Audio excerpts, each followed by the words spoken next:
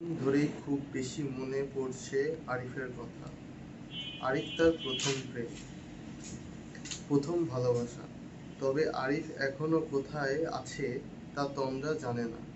আসিফ আরিফের সাথে তন্দ্রার কোনো যোগাযোগ নেই। যোগাযোগের মাধ্যম একটাই, মোবাইল ফোন। আরিফের মোবাইল ফোনও বন্ধ রয়েছে কিছুদিন যাবৎ। তার অনেক দিন হলো আনরিচেবল কথাটা শুনতে শুনতে তন্দ্রার গায়ের জ্বালা ধরে গেছে। ফোন দিলেই ওই একই কথা, কার ভালো লাগে? এই কথা শুনতে শুনতে তন্দ্রা ভেবে নিয়েছে আরিফ সিম পাল্টিয়ে ফেলেছে। কিন্তু সিম পাল্টালেও তো নতুন নম্বর সে তাকে দেবে, কিন্তু তা দেয় নাই। এখন কোনোভাবেই আরিফের সাথে যোগাযোগের পথ নেই। যদি আরিফ তন্দ্রার সাথে না যোগাযোগ করে, আরিফ যে কোনো যে যে কোনো সময় তাকে কল দিতে পারে, এটা ভেবে সে অপেক্ষাই করতে থাকে।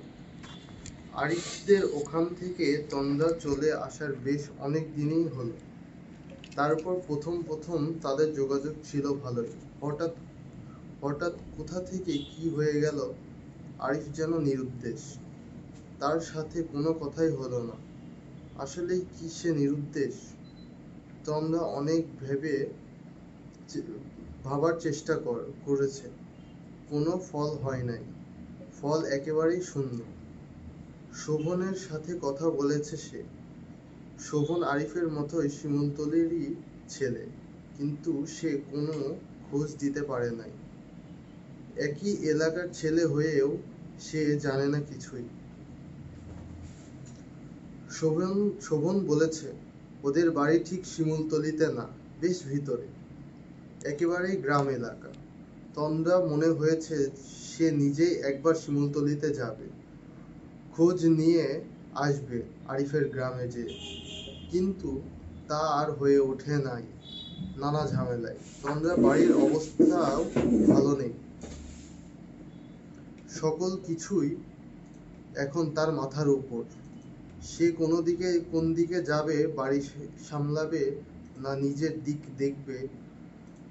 শোভন বলেছে সে আরিফের সন্ধান করছে, খোঁজ পেলে তন্দ্রাকে জানাবে। তন্দ্রা নিরুপায়, অজ্ঞাত শোভনের ওপর ভরসা করেই বসে আছে, কিন্তু তা তো অনেক দিন।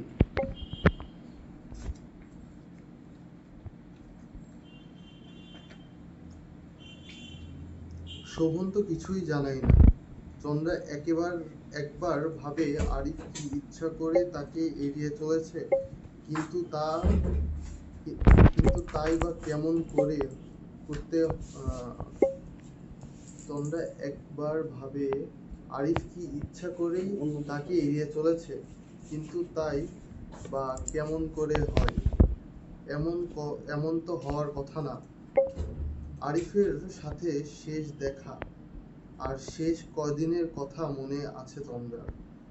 শেষ কথাগুলো তো এমনই ছিল না,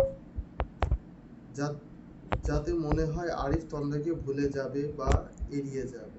বরং তাদের মধ্যে কথা ছিল তারা দুজন দুজনার। তাহলে এমন কেন হলো? আরিফ কেন কোনো কথা রাখলো না? কেন ভুলে গেল সবকিছু? এতদিনের নিবিড় হওয়ার ক্ষণগুলো কি কিছুই তার মনে করিয়ে দেয় না? এগুলো কি সবই ছিল আবেগ? কোনো কিছু ভাবতে তন্দ্রার আর ভালো লাগে না, আর কিছু ভেবেও পায় না। সে মনে করে এসব ভেবে আর কোনো লাভ নেই।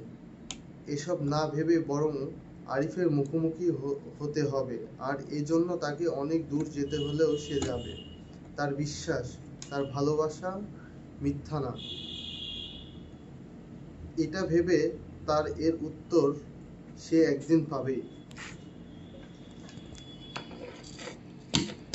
জাফর সাহেব একজন রিটায়ার্ড পারসন। PRL শেষ হয়েছে।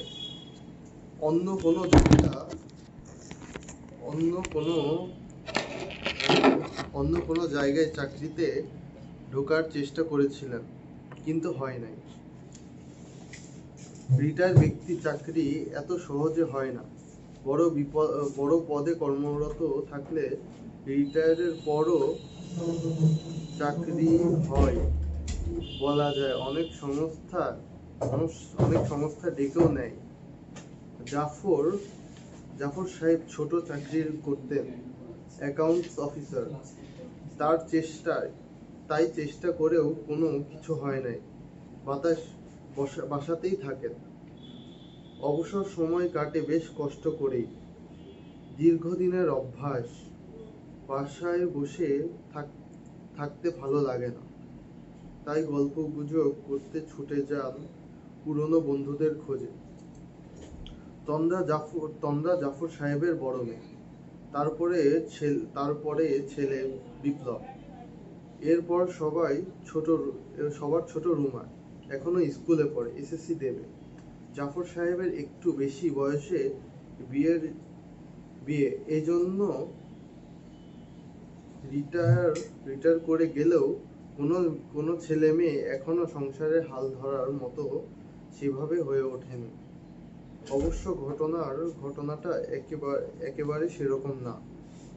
জাফর সাহেবের প্রথম সন্তান তার পাশে থাকলেও বিষয়টা এমন হতো না। তার প্রথম সন্তান মিসিং, অর্থাৎ ছোটবেলা থেকে সে নিখোঁজ হয়েছে। আমেনা বেগম, জাফর সাহেবের স্ত্রী, তিনি সারা বছরই অসুস্থ। তার অসুস্থতা মানসিক। জাফর সাহেবের সাংসারিক অবস্থা ভালো না, যথেষ্ট টানপোড়েন আছে। ছেলে বিপ্লব বিএ পাশ করে বেকার হয়েছে। তন্দ্রা চাকরির চেষ্টা করছে। তন্দ্রার প্রতি জাফর সাহেবের যথেষ্ট আস্থা। তিনি জানেন তন্দ্রা অবশ্যই কিছু একটা করে দেখাবে, যাতে তার এ হাল অবস্থা কেটে যাবে। ছেলে বিপ্লবকে নিয়ে জাফর সাহেবের মহাফাপড়ে। সে বাবার চিন্তা ভাবনার পুরো বিপরীতে। জাফর সাহেবের নীতি নৈতিকতার সাথে তার ঐক্য নেই। তার ভাষায় সে বাস্তবতায় বিশ্বাসী। সে কারণে সে বেকার জীবনের আলিঙ্গিও করে নাই। বাবার কোনো নীতি আদর্শকে গ্রহণ করে নাই। অবস্থার প্রেক্ষিতে সে এলাকার একজন দাপুটে হয়ে উঠেছে, বলা যায় একজন উঠতি মস্তান। প্রথম অবস্থা ছোটখাটো থাকলেও এখন একজন বড় মস্তান। জুয়েল ভাই এসে দেখো তো টাইম কত হয়েছে।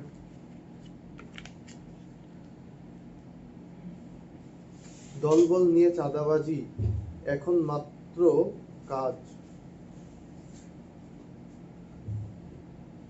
সে চাঁদাবাজি করা তার একটা কাজ মনে করে সে। আশ্চর্য বিষয়, একজন চাঁদাবাজ হয়ে এলাকায় তার সুনামের কমতি নেই।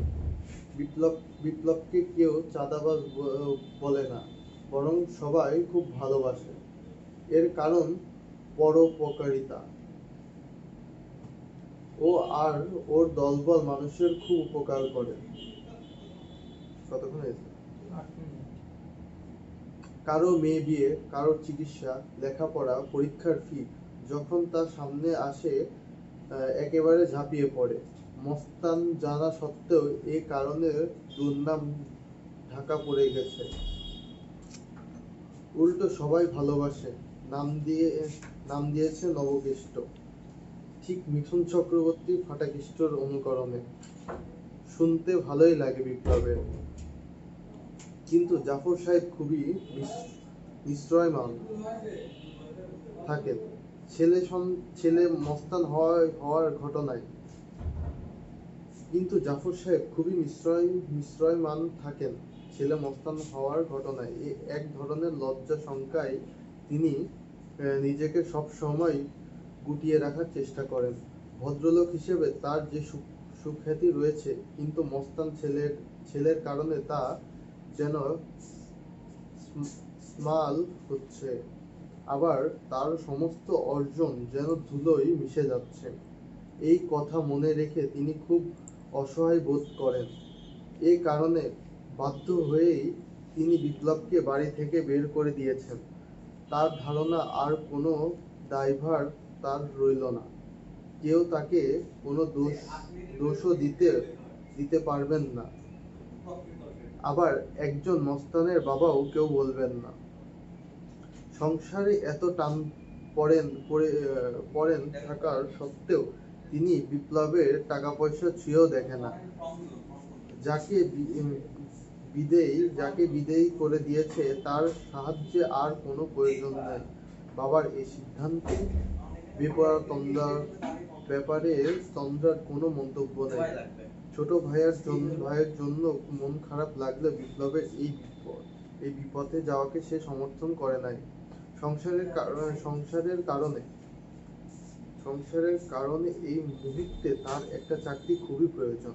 মায়ের চিকিৎসা, ছোট বোনের রুমার লেখাপড়া, সব মিলিয়ে একেবারে কম না। ছুটছে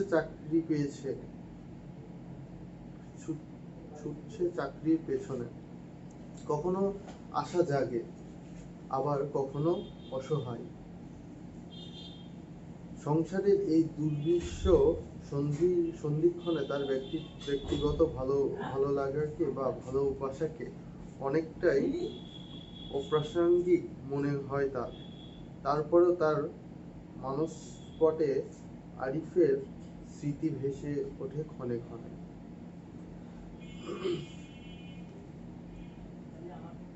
মোবাইল ফোনের তীব্র আওয়াজে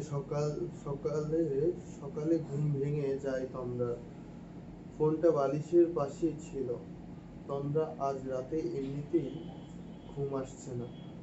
সকালে একটু ঘুম এলে আবার এই ফোন আসে।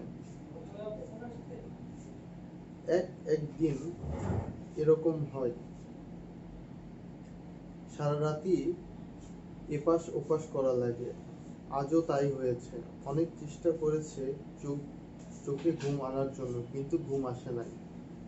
একটা শঙ্কা বাড়ার তাকে আতঙ্কিত করে। কি সেই শঙ্কা? তন্দ্রা একটা ধারণা আছে, যেদিন তার এমন মনে হয় চোখের ঘুম আসে না, নিজের মধ্যে খুব অস্থির লাগে, সেদিন কিছু একটা অঘটন ঘটে। তার সেই সাথে কোনো না কোনো দুঃসংবাদও আছে। এই দুঃসংবাদ তার নিজের বা পরিবারের অথবা অন্য কারোর জন্য। তন্দ্রা খুবই ভয় হয়। তাহলে আজ কি হচ্ছে? আজ কি কিছু ঘটতে যাচ্ছে? মোবাইল ধরলে এমন কি সে জানতে পারবে? অবশ্যই তন্দ্রা এই বিনিদ্র থাকার অস্থির লাগার সাথে খারাপ কিছু ঘটনা কি সম্পর্ক আছে? তন্দ্রা নিজেও তা ভেবে পায় না। তন্দ্রা ভাবে এর ব্যতিক্রম তো আছে। কোনো কিছু খারাপের পরে ভালো সংবাদও এসেছে, তবে সেটা ঘটেছিল একবারই, একটু ভিন্নভাবে। খারাপ সংবাদটা প্রথমে আসে, কিন্তু তারপরই আসে ভালো সংবাদ। সেদিনও ওই একই ব্যাপার ঘটে তন্দ্রার। সেই সারা রাত জেগে থাকার আর সময় অস্থিরতার। অনেক চেষ্টা করে চোখে ঘুম আনার, কিন্তু ঘুম আসে না। অনেক সকালে যখন ঘুম আসে, ঠিক সে সময় প্রথম দুঃসংবাদটা কানে আসে। সজোরে মাইকিং হচ্ছে, একটি শোক সংবাদ। তন্দ্রা সচকিত হয়েছে, জানার চেষ্টা করে কে মারা গেল এত সকালে। যে মারা গেল সে কি তার খুব কাছের লোক, নাকি অপরিচিত অন্যজন? সে যেই হোক, জানাটা খুব প্রয়োজনীয়। কিন্তু জানা গেল কই? সে একই জিনিস পুনরাবৃত্তি। শোক সংবাদ প্রচারে যা রীতি তাই হলো।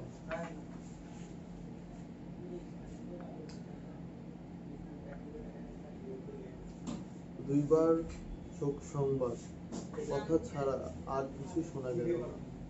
রিক্সা টান দিয়ে নিয়ে চলে গেছে অনেক দূরে।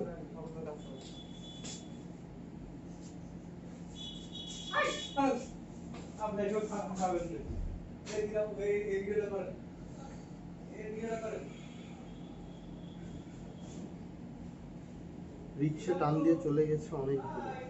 কে মারা গেল তা কিছুই বোঝা গেল না। কান খাড়া করে যেটুকু শোনা গেল তা হলো জানাজায় শরীক হওয়ার জন্য অনুরোধ করা হচ্ছে। তোমরা খুব খারাপ লাগে। সে সাথে রাত মাইকিংয়ের এই রীতি দেখে রিক্সাটা এক জায়গায় একটু দাঁড় করিয়ে পুরো কথা একবার বলে নিলেই তো সবাই বুঝতে পারে সমস্ত ঘটনা। কিন্তু এই জিনিসটা কোনো সময় ঘটে না। খুব কষ্ট লাগে তমদার। সেদিন আসলে কে মারা গেল এটা জানতে না পারায় তার আরো বেশি খারাপ লাগে। সারা রাত জাগা আর অস্থির লাগার মধ্যেও যে এই শোক ঘটনার এক নিবিড় যোগসূত্র রয়েছে এই কথা ভেবে সেদিন সুসংবাদটা আসে, কিন্তু শোক সংবাদের পরেই।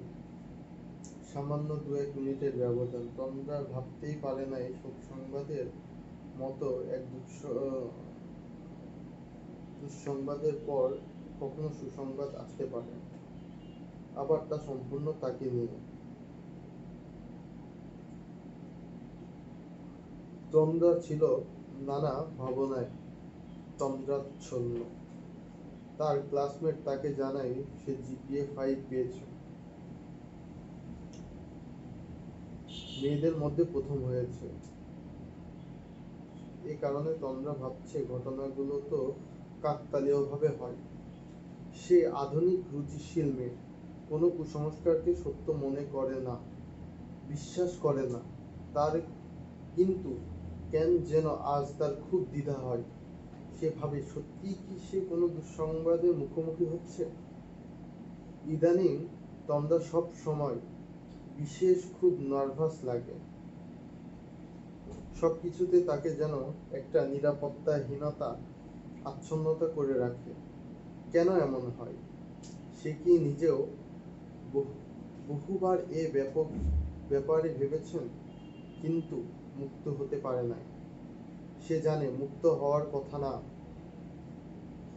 আরিফের ভাবনা সে সবসময় অস্থির থাকে। তার অস্তিত্বে শুধু আরিফ বসবাস, যেখানে থেকে মুক্ত হওয়ার তার পক্ষে কোনোভাবেই সম্ভব না।